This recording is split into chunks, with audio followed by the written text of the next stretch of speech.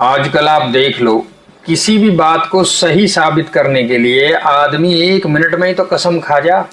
लेकिन जो अब हम मजाक समझ रहे हैं कि भाई किसी की भी कसम खा लेना या ऐसे ही कोई भी अपनी बात सही बताने के लिए, सही समझाने के लिए यूं ही किसी की भी कसम खा जाना, ये एक समय पे बहुत बड़ी मान्यता है। अगर मैं देखूं तो बड़े बुजुर्ग यहां तक भी कह रहे हैं कि भैया, जैसो धर्म देने वाले पे जोर रहे ऐसो ही धर्म लेने वाले पे जोर रहे।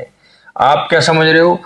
80% फैसले अगर मैं बात करूं तो पहले जो पुरानी समय में जो पंचायत हो में जो बड़े बुजुर्गों ने बताया है कि अगर किसी व्यक्ति ने हाथ में जल लेके और कोई बात कह दी तो अब वो पत्थर पे लकीर है। पूरी पंचायत समस्त लोग इस बात पे बिल्कुल मान जावे कि भाई यू सच बोल रहा है, क्योंकि कसम और धर्म की इतनी बड़ी वैल्यू है। अब तो यू खेल बना रखा है। अब कोई भी आदमी अपने स्वार्थ में आके किसी भी झूठ को छुपाने के लिए तुरंत ही तो कसम खा जा, तुरंत ही तो धर्म खा जा। लेकिन जितने हल्के में हम इन चीजों ने ले रहे हैं, ये इतनी हल्की चीज नहीं है। पंच परमेश्वर जहां बैठे हों, जहां 5 पंच बैठे हों, उनको परमेश्वर रूपी मान के सारी चीजें कही जाती हैं।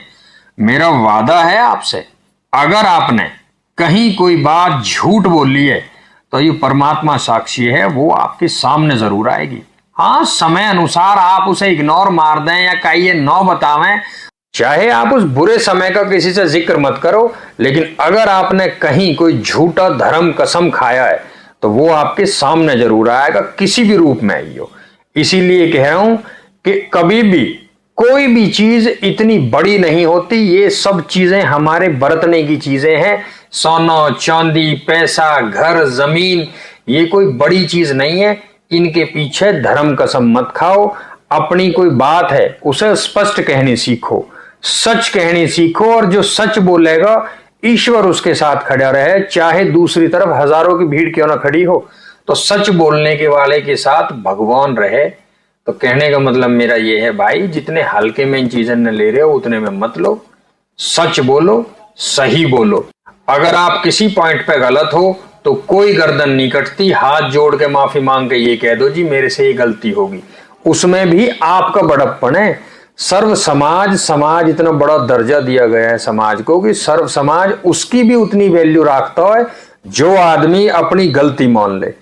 अब तो खेल बना रखा हर चीज का, कोई मानने को तैयार ना हो कोई गलत सही बात।